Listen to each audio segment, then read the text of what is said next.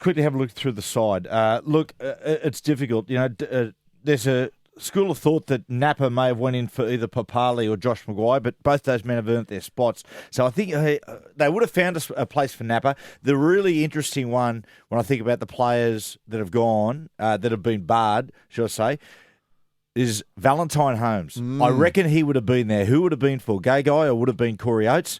And the other one is Anthony Milford. Yeah. Now I'm looking at Milford, and then they got they got Michael Morgan there. Now, Morgan has to be picked. He's got to be somewhere. Would have Morgan gone into the centres for Justin O'Neill and Milford been on the bench? Because for mine, the way Milford has played, he's just an unbelievable player. I reckon they would have found a spot for him. Yeah. So do you look at that team now and say, you know what? Everyone's writing New South Wales off, even though we've got a couple of games what to we do. We're self-loathers. So yeah. Is that team, when you look at the Queensland team there, is that unbeatable?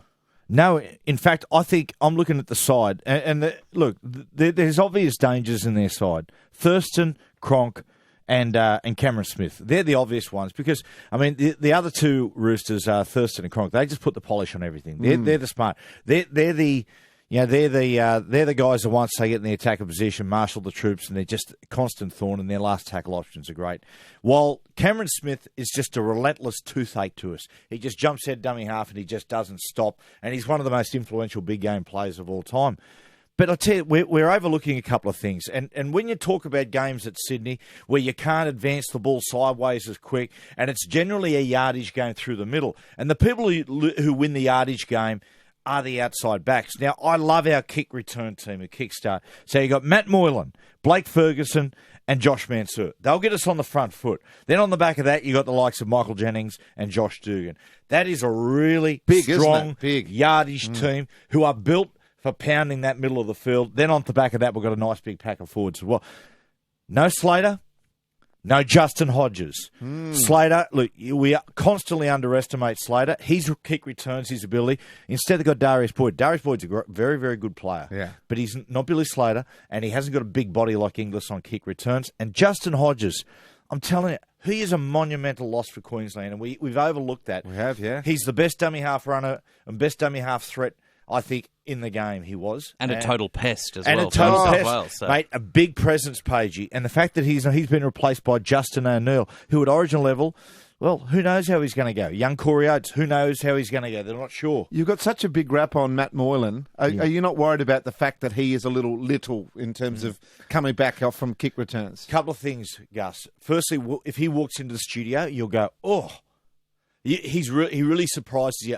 He's a lot bigger than he looks. Okay. It's whatever reason is. Some guys look big on camera, other guys don't. He's not thick set. He's not a thick set kid, but he is tall. It's funny you say that because when I think about Moylan, I'm going to write about him and say he's just class, right? And you say, is he lightning quick? Not really. Has he got unbelievable footwork? Well, his footwork's good. Is he brilliantly skillful? Well, he is skillful. He can do really good things, but he's just classy. Right. And he's been compared to Lockyer, and I think that's a fair way off.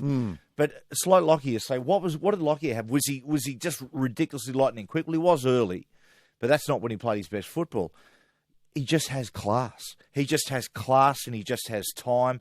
And for mine, Gus, I think he is our most important player in this football team. Well, you said last 2 or 3 minutes he's the type of bloke that will want to have the football. He'll want to make that big play. Yeah. That mentality is strong, obviously, in a young bloke. Yeah, it is. And he's just classy and he's got a great temperament. One of his first ever first-grade games, he nailed a conversion from the sideline, turned to his teammates and sort of shrugged his shoulders. Yeah. He's a winner. If you look at what he did at Penrith, when in his first year in first grade at Penrith, basically, they got there and they finished in the top 4.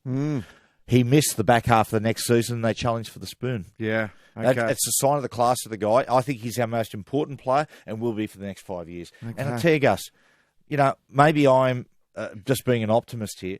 I really like our team so long as they pick Fafita. The Herald has him 18th man, and the Australian today, and many others have got him as on the bench. He must be in the team.